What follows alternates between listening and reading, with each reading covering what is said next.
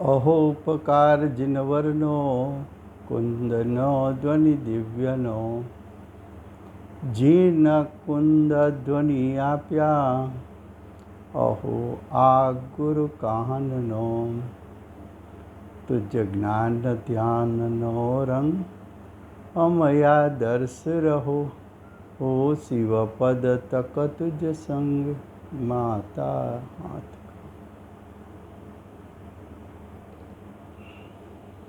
આ અષ્ટપાહુ નામનું અધ્યાત્મશાસ્ત્ર છે.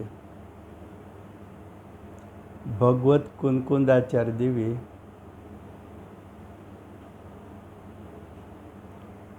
પાંચમું પાહુડ ભાવ પાહુડની રચના કરી છે. ભાવ પાહુડમાં જીવના ભાવની મુખ્યતા બતાવી છે. જીવ જેવા ભાવ કરે એવું ફળ પ્રાપ્ત થાય છે. બાહ્ય ક્રિયા એવી હોય કે ન હોય, પણ જીવે કરેલા ભાવ એ પ્રમાણે ફળ મળે છે. ગાથા 89 હવે કહે છે એનો અર્થ પૂર્વ ગાથામાં તાંદુલ મચ્છ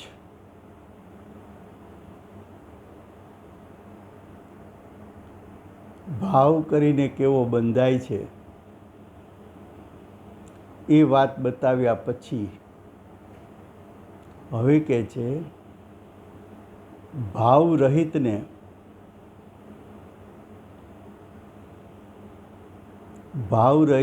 બાહ્ય પરિગ્રહનો ત્યાગાદિક તે નિષ્પ્રયોજન છે.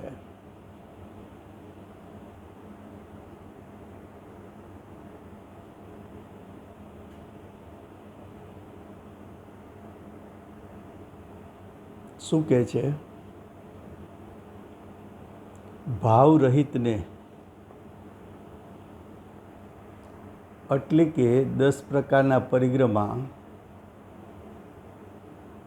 જેને મોહ નથી, મોહનો ત્યાગ થયો છે.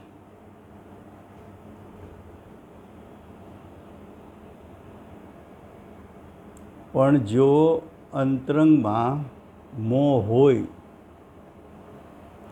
અને બાહ્ય પરિગ્રહનો ત્યાગ કરે તેનું કોઈ ફળ મળતું નથી. ગાથા 89 એમના શબ્દો છે રે બાહ્ય પરિગ્રહ ત્યાગ પર્વત કંદરાદિ નિવાસને જ્ઞાનાદ્યન સગળું નિરર્થક ભાવ વિરહિત શ્રમણને. શું કહે છે? જે પુરુષનો અર્થ છે આત્મા. જે આત્મા ભાવરહિત છે. ભાવરહિત કોને કહેવાય? ભાવરહિત છે એટલે શુદ્ધાત્માની ભાવનાથી રહિત છે.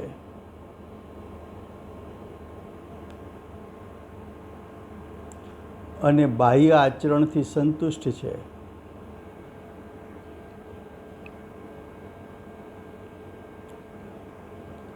અંદર શુદ્ધાત્માનો આશ્રય નથી.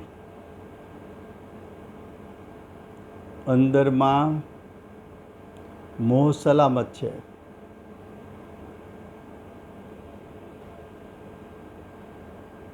અંદરનો મોહ સલામત છે, બાહ્ય આચરણથી સંતોષાઈ ગયો છે, બહારના ત્યાગ કર્યા. બાહ્ય આચરણ એટલે પરિગ્રહ આદિનો ત્યાગ. બાહ્ય આચરણ એટલે શરીરની ક્રિયા નિરતિચારપણે પાલન કરે, એનાથી સંતોષાઈ ગયો.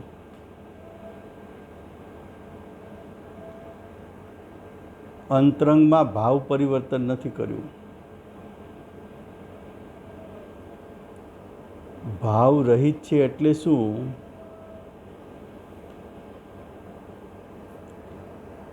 તો કે ભાવ પરિવર્તનથી રહિત છે.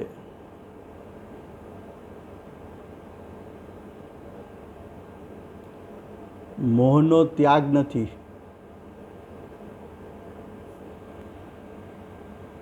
એવો જીવ બાહ્યમાં પરિગ્રહનો ત્યાગ કરે તે નિરર્થક છે. નિરર્થક છે એટલે પ્રયોજન રહિત છે.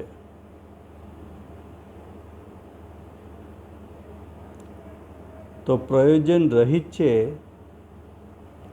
તેવી ક્રિયા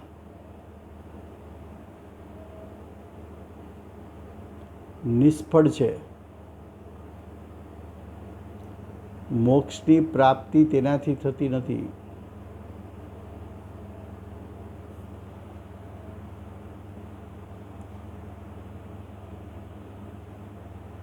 ગિરી એટલે પર્વત, દરી એટલે પર્વતની ગુફા, સરિત એટલે નદીની પાસે, કંદર એટલે પર્વતના જળથી ચીરાયેલું સ્થાન વગેરે સ્થાનોમાં નિવાસ કરવો નિરર્થક છે.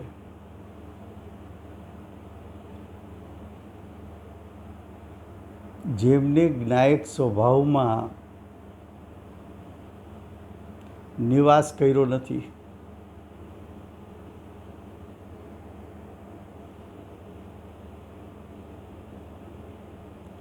જેમને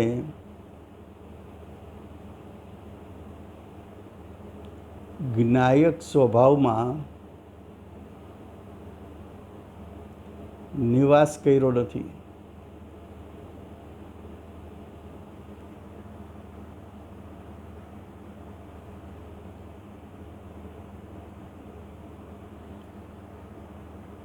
વર્તમાન દ્રષ્ટિ અને ઉપયોગ ઉત્પન્ન થતાની સાથે જ્ઞાયકને વીંટળાઈ જાય તો દ્રષ્ટિ અને ઉપયોગે જ્ઞાયકમાં નિવાસસ્થાન કર્યું કહેવાય. દ્રષ્ટિ નિવાસસ્થાન ઉપર પડે, ઉપયોગ નિવાસસ્થાનને વળગી જાય,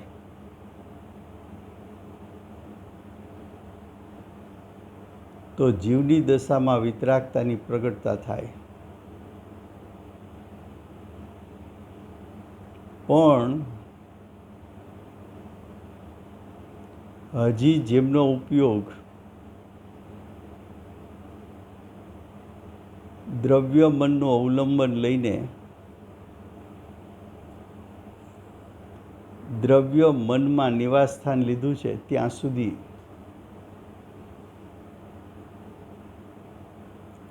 ધ્યાનસ્થ અવસ્થા પ્રગટતી નથી, ત્યાં સુધી મોહનો નાશ થતો નથી.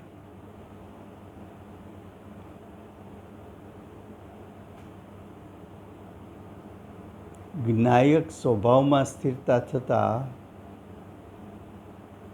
મનનો સંગ છૂટી જાય છે. મનનો સંગ છૂટી જતાં બધા પ્રકારના વિકલ્પો છૂટી જતા, મોહ રાગ દ્વેષ છૂટી જતા જીવને ભાવ પરિવર્તન થતાં મોક્ષ માર્ગ અને એનું ફળ મોક્ષની પ્રાપ્તિ થાય છે. આ ગાથામાં દર્શાવવું છે શું? તો કે આ પાહુડ ભાવ પાહુડ છે. જીવને પોતાની ક્રિયા છે, શરીરને પોતાની ક્રિયા છે, બાહ્ય પદાર્થોને પોતાની ક્રિયા છે. જીવની કઈ ક્રિયા સફળ છે, કઈ ક્રિયા નિરર્થક છે? તો કે જીવની સ્વભાવલક્ષી ક્રિયા સફળ છે અને જીવની મન, 5 ઇન્દ્રિય અને 5 ઇન્દ્રિયના વિષયો એનું લક્ષ કરનારી ક્રિયા નિરર્થક છે. શરીરની ક્રિયા તો જીવની ક્રિયા જ નથી, માટે નિરર્થક છે. બાહ્ય પરિગ્રહની ક્રિયા એ તો પૂતગલ, અચેતન, જડ પર પદાર્થની ક્રિયાઓ છે. એ પણ જીવ માટે નિરર્થક છે.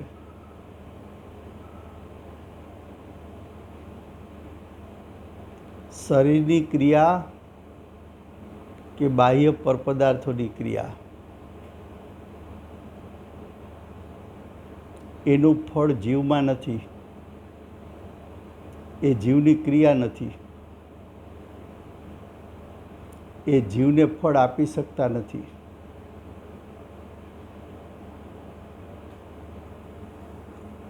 તો અહીંયા બતાવ્યું ભાવાર્થમાં કે બાહ્ય ક્રિયાનું ફળ આત્મજ્ઞાન સહિત હોય તો સફળ છે. આત્માના ભાનપૂર્વક પરપદાર્થનું જ્ઞાન, સ્વના જ્ઞાનપૂર્વક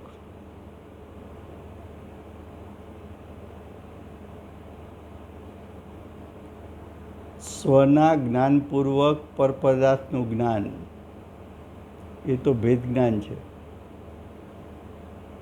એ તો સમ્યક જ્ઞાન છે. સમ્યક જ્ઞાન સહિતની ક્રિયા હોય તો એ જ્ઞાન સ્વને સ્વપણે જાણતું, પરને પરપણે જાણતું, સ્વને ગ્રહતું, પરને ત્યાગતું, એ જ્ઞાન પરિણમે છે. આ પ્રકારે જ્ઞાન પરિણમે તો સાર્થક, પણ સ્વ અને પર વચ્ચે ભેદ ન કરે. મનુષ્ય તે હું, પુરુષ તે હું, સ્ત્રી તે હું એવું જાણે તો એ તો અજ્ઞાન છે, નિરર્થક ક્રિયા છે.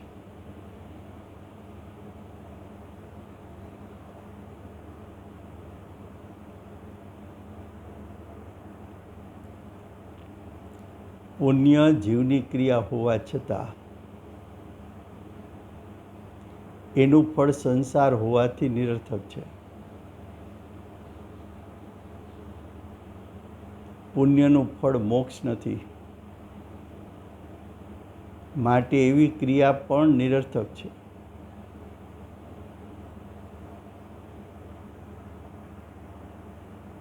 તો સમ્યક ભાવ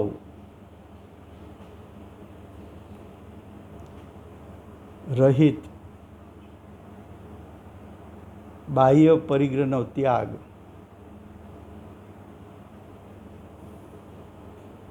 એનું કાંઈ પ્રયોજન નથી, એનું કાંઈ ફળ નથી.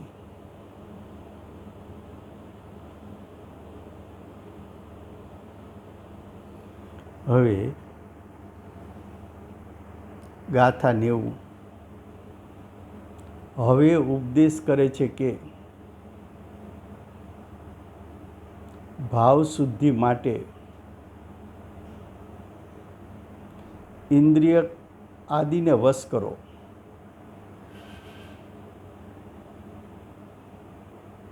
શું કહે છે? ભાવ શુદ્ધિ માટે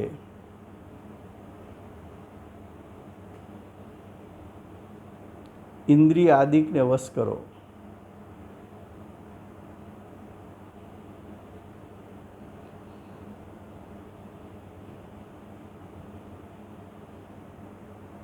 ભાવ શુદ્ધિ વિના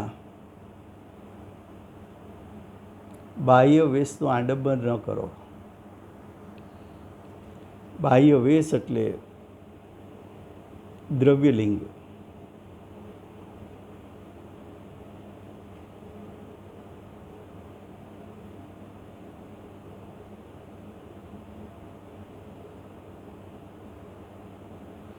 ભાવલિંગ પ્રગટ્યું નથી અને દ્રવ્યલિંગ ધારણ કર્યું. ભાવલિંગ પ્રગટ્યું નથી અને મુનિ જેવી બાહ્ય ક્રિયાઓ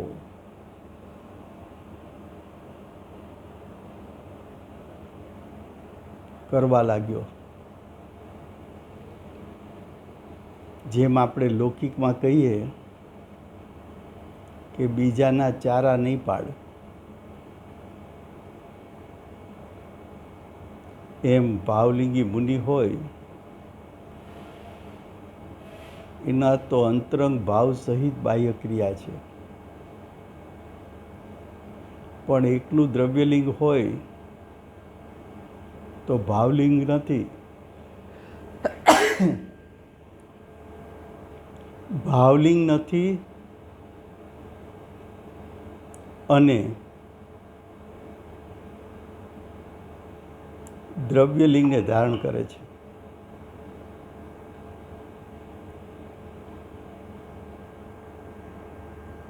એના માટે હવે કહે છે કે ભાવ શુદ્ધિ વિના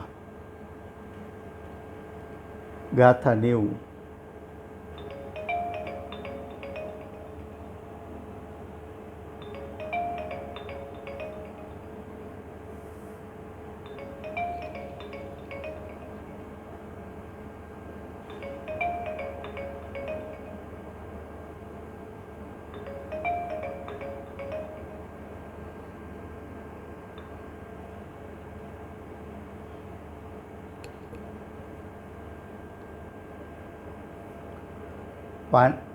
ગાથા 90.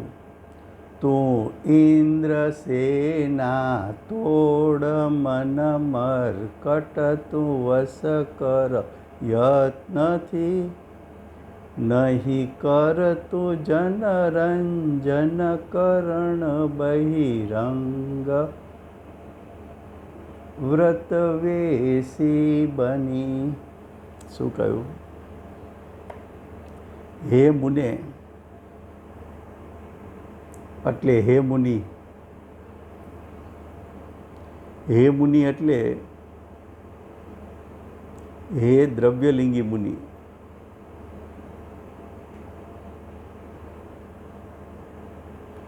તું ઇન્દ્રિયોની સેના છે તેનું ભંજન કર, એટલે કે એને નષ્ટ કર. વિષયોમાં, વિષયો એટલે 5 ઇન્દ્રિયના વિષયો. વિષયોમાં ન રમ. ન રમ એટલે તેમાં હુંપણું કે મારાપણું ન કર. મનરૂપી વાનરને, મનને વાનર સાથે સરખાવ્યો. કેમ? તો કે વાંદરા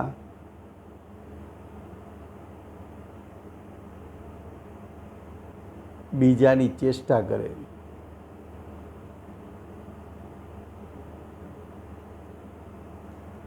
બીજા જેવી ચેષ્ટા કરે એવી જ પોતે કરે.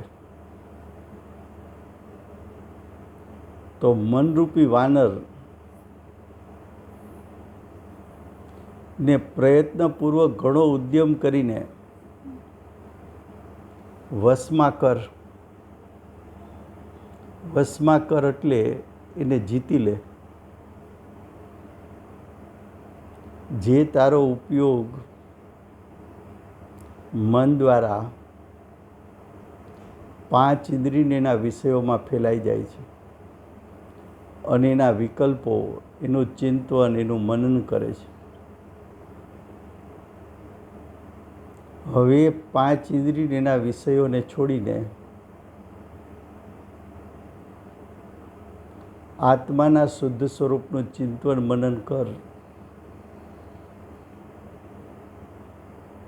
બાહ્ય વિકલ્પોને ગાળી નાખ. બાહ્ય વિકલ્પોને છોડી દે. બાહ્ય વિકલ્પો છે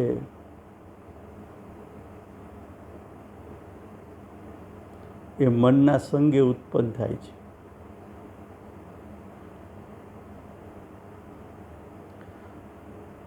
રૂમમાં અંધારું કરીને એકલા બેઠા હોય તો 5 ઇન્દ્રિયનો વિષય નથી કાંઈ બહારમાં. ત્યારે મનના સંગે 5 ઇન્દ્રિય એના વિષયોનું ચિંતન ચાલે છે.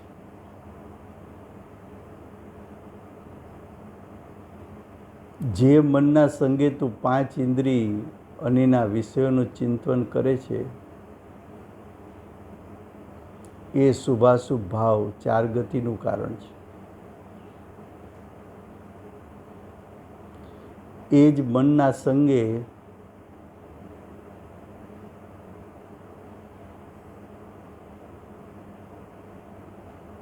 છ દ્રવ્ય 7 તત્વ સાચા દેવશાસ્ત્ર ગુરુ પોતાના આત્માના સ્વરૂપનું ચિંતન મનન કરે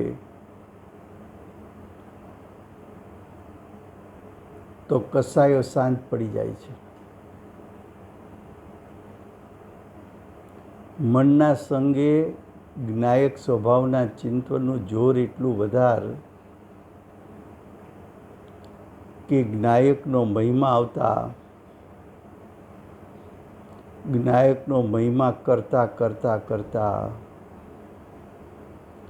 મનનો સંગ છૂટી જાય અને જ્ઞાયકની સન્મુખ થઈ જવાય.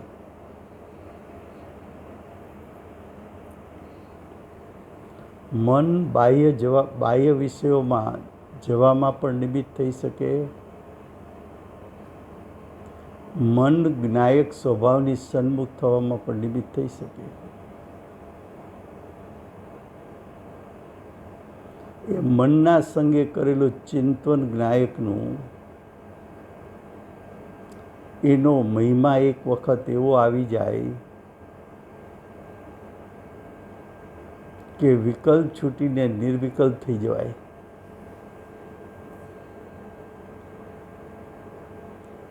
તો કે છે મનરૂપી વાનરને પ્રયત્નપૂર્વક ઘણો ઉદ્યમ કરીને વશમાં કર.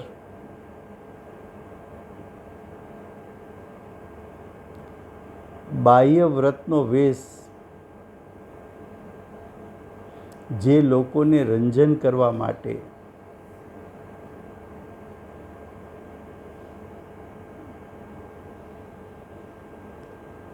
દ્રવ્યલિંગી મુનિ બાહ્ય વેશ લે એ હાસ્યાસ્પદ છે.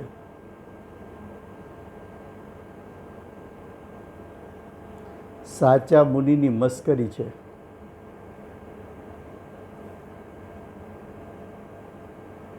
સાચા મુનિના અંતરંગ ભાવ જેવા પોતે ભાવ ઉત્પન્ન કર્યા નથી અને ભાવલિંગી સંતની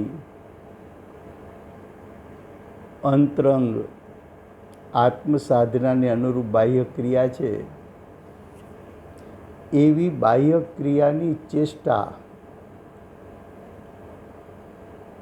માત્ર ચેષ્ટા અંતરંગ ભાવ નથી. જેમ વાંદરો તમે હાથમાં કેળું લો તો એ પણ હાથમાં કેળું લે.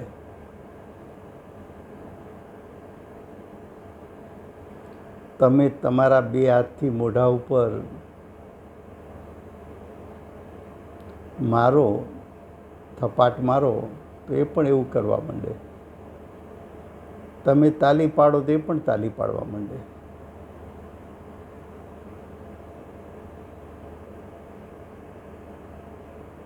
તો તમારા જેવી ચેષ્ટા બાહ્યમાં કરે છે. એ ચેષ્ટા શા માટે કરી, અંતરંગ ભાવ શું છે, એના ભાન વગરની વાનરની ચેષ્ટા. એવી સ્થિતિ દ્રવ્યલિંગી મુનિની છે.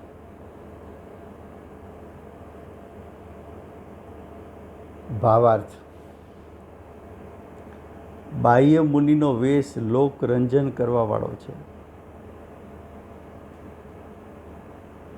બાહ્યમાં વસ્ત્ર કાઢી નાખે, વન જંગલમાં રહેવા જાય, આહારના સમયે આહારદાન માટે નીકળે, પણ અંતરંગમાં બાહ્ય પરિગ્રહ પ્રત્યે, શરીર પ્રત્યે મોહ છૂટ્યો નથી, ભેદ જ્ઞાન થયું નથી.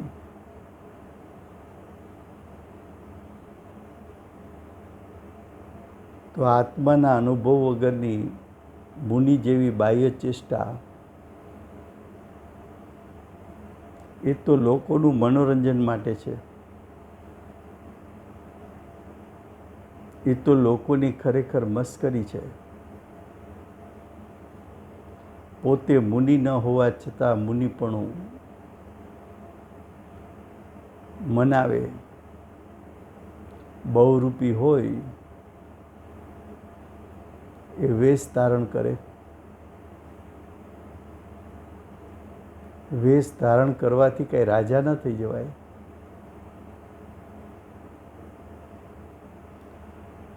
દ્રવ્યલિંગ ગ્રહણ કરવાથી કંઈ ભાવલિંગી ન થઈ જવાય.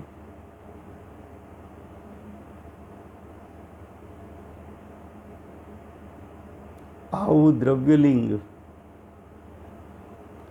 લોકરંજનનું કારણ છે. પરમાર્થ સિદ્ધિ નથી, એટલે કે મોક્ષની પ્રાપ્તિ નથી. તેથી ઇન્દ્રિય અને મનને વશમાં કરવા માટે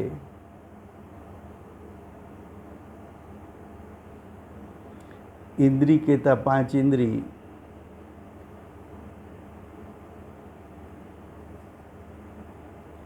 મન કહેતા દ્રવ્ય મન,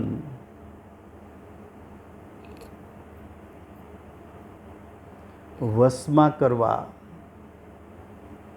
એટલે કે તેને નિમિત્ત બનાવ્યા વગર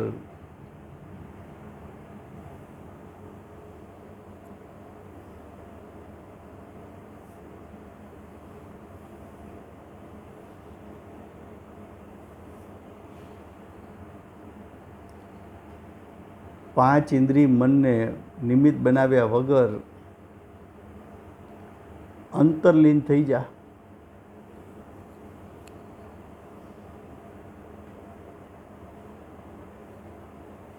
આવી અંતરલીનતા કર તો પરમાર્થથી સિદ્ધિ છે, એટલે કે મોક્ષની પ્રાપ્તિ છે. પણ જો પાંચ ઇન્દ્રિય મનનું અવલંબન છોડતો નથી અને બાહ્ય ક્રિયા કરે છે, તો એ તો માત્ર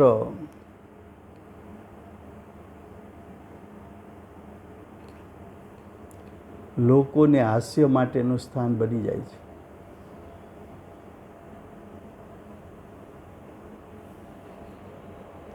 હવે ગાથા 91.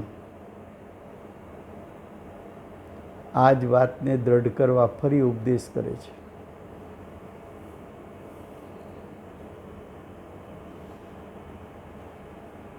ગાથા 91ના શબ્દો છે: મિથ્યાત્વને નવનો કસાય તું છોડ ભાવ વિશુદ્ધિથી કર ભક્તિ જીનયાજ્ઞા અનુસાર તું ચૈત્ય પ્રવચન ગુરુ તણી.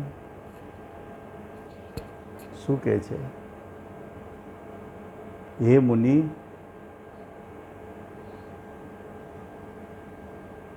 એટલે કે હે દ્રવ્યલિંગી મુનિ,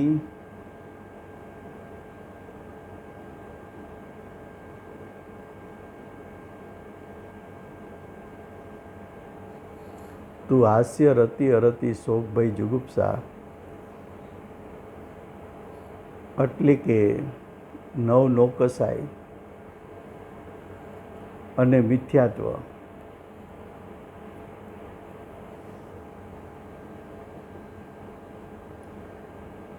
છોડવા જેવું શું છે?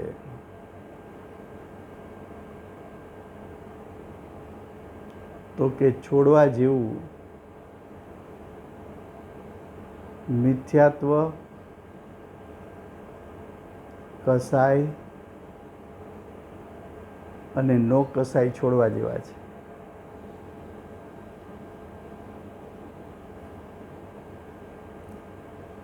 એ છૂટે કઈ રીતે?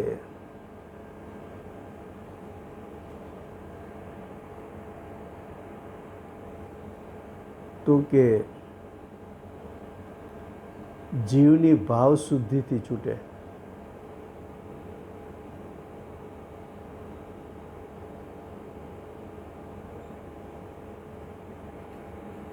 જો ભાવ પાહુડ છે ને,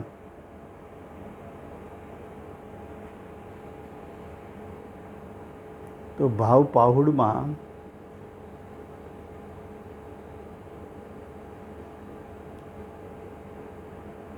જીવના ભાવની મુખ્યતા બતાવી છે.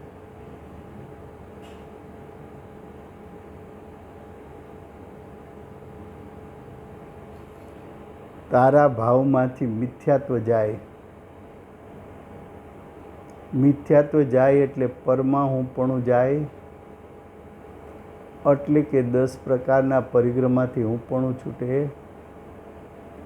શરીરમાંથી હુંપણું છૂટે, કર્મના ઉદયમાંથી હુંપણું છૂટે, મોહ રાગ દ્વેષમાંથી હુંપણું છૂટે.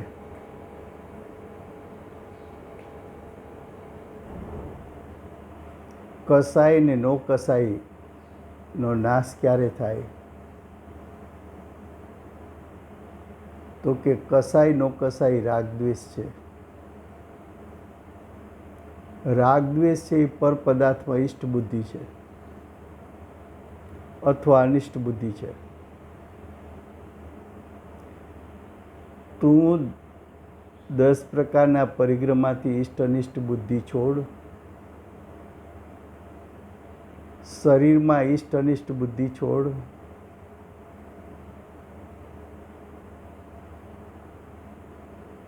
કર્મના ઉદય ઈષ્ટ કે અનિષ્ટનું કારણ છે એ બુદ્ધિ છોડ.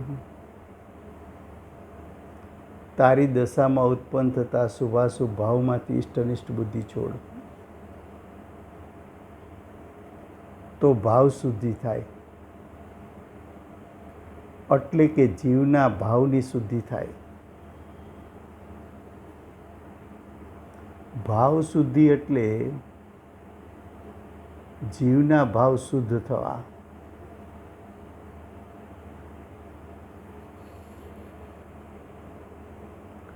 ધર્મની શરૂઆત ક્યાંથી થાય?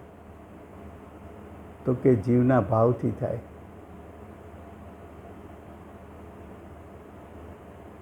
તારા પરિણામમાં ઉત્પન્ન થતા પુણ્ય પાપ આશ્રવ બંધ એ અશુદ્ધ ભાવ છે.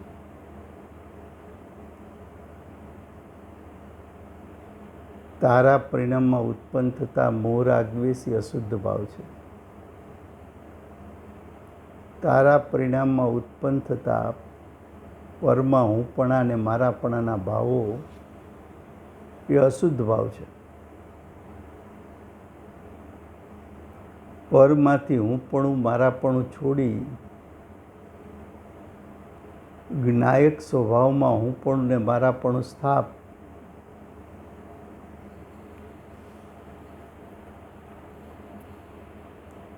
તો તારા પરિણામમાં ભાવ સુધી પ્રગટે.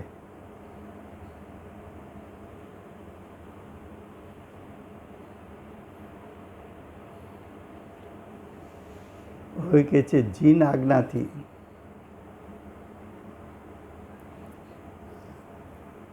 ચૈત્ય પ્રવચન ગુરુ તેની ભક્તિ કર.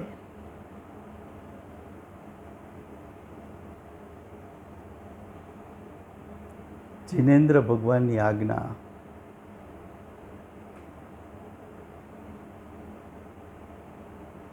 એટલે કે તીર્થંકર પરમાત્માનો ઉપદેશ.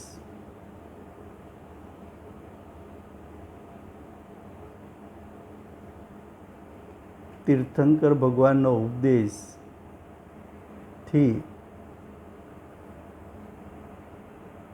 ચૈત્ય જીન પ્રતિમા એટલે કે સાચા દેવ, પ્રવચન એટલે સાચા શાસ્ત્રો,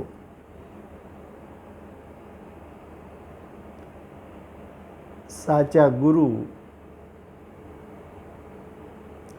એટલે આચાર્ય ઉપાધ્યાય સાધુ,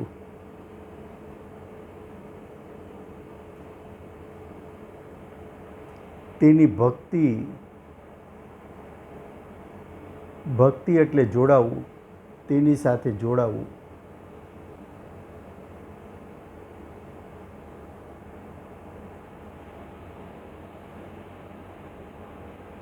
તો કે છે તારી ભાવ શુદ્ધિ માટે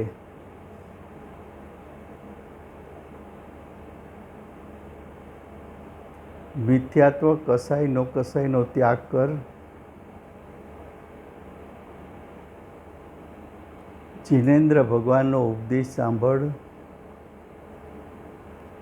જીનેન્દ્ર ભગવાને દર્શાવેલા સાચા દેવશાસ્ત્ર ગુરુ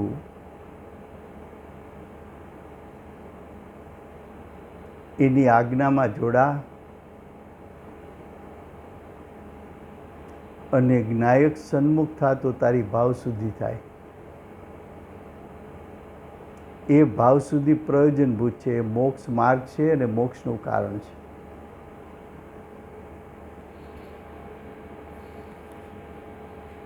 હવે એ જ વાતને ફરી પાછી કહે છે 92 ગાથામાં.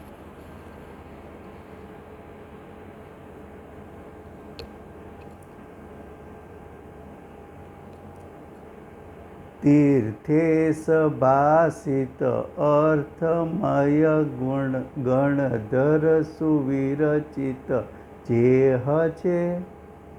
પ્રતિદિન તું ભાવ વિશુદ્ધ ભાવે તે અતુલ શ્રુત જ્ઞાનને. હવેનો અર્થ, હે મુને,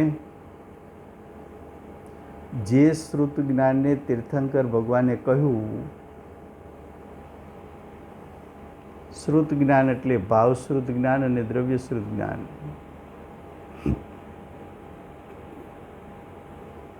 ભગવાનની વાણી છે એ શ્રુત જ્ઞાન છે.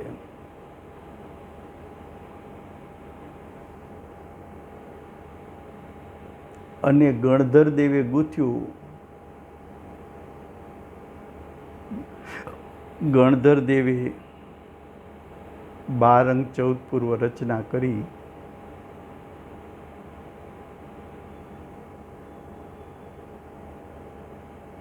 તું તેને સમ્યક પ્રકારે ભાવ શુદ્ધ કરીને નિરંતર ભાવના કર. જો ભાવ પાહુડ છે ને,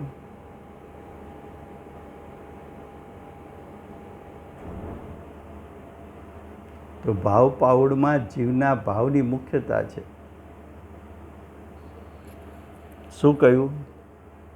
સમ્યક પ્રકારે ભાવશુદ્ધ કરીને નિરંતર ભાવના કર. કેવું છે શુદ્ધ જ્ઞાન? અતુલ, તુલના ન કરી શકાય.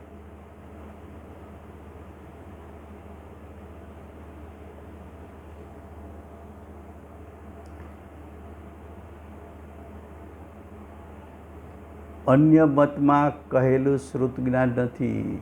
અન્ય મત 363 પાખંડ મતમાં આવું શ્રુત જ્ઞાન નથી, આવી દિવ્ય ધ્વનિ નથી. તો ભાવ શુદ્ધિ માટે તું તીર્થંકર ભગવાનની વાણીને નિમિત્ત બનાવ. ગણધરે રચેલા 12 અંક 14 પૂર્વને નિમિત્ત બનાવ. એના નિમિત્તે સમ્યક પ્રકારે તું ભાવ શુદ્ધિ કર. આ શ્રુત જ્ઞાન એની તુલના ક્યાંય કરી શકાય તેમ નથી. એટલે કે આવું શ્રુત જ્ઞાન 363 પાખંડ મતમાં નથી. તો આપણે અહીંયા સુધી રાખીએ છીએ. સમય થયો છે.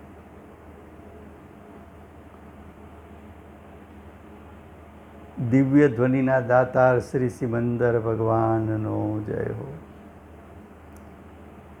દ્રવ્ય શ્રુત જ્ઞાનના દાતાર શ્રી કુંદકુંદાચાર્ય દેવનો જય હો. અભિક્ષણ જ્ઞાન ઉપયોગી પરમ કૃપાળુ શ્રી સદગુરુ દેવનો જય હો. ગુરુદેવના દ્રવ્ય શ્રુતની મહિમા કરનાર પ્રસમમૂર્તિ ભગવતી માતનો જય હો. અષ્ટ જીનવાણી માતનો જય હો. પરમ દિગંબર જૈન ધર્મનો જય હો.